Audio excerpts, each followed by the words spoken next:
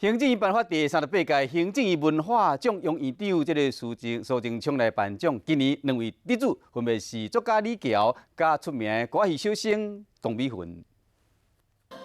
在行政院长苏贞昌的手内摕到对文化维护发扬有特殊贡献的奖项——行政院文化奖。今日有2位得奖者，分别是董美云甲李乔。54岁董美云国中岛投入歌戏表演，伊是台湾有名的歌戏小生。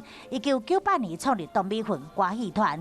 曾经有得到第36届金钟奖戏剧节目女主角奖、3届传统艺术金曲奖。伊伫台电讲推广歌戏是一生的志业。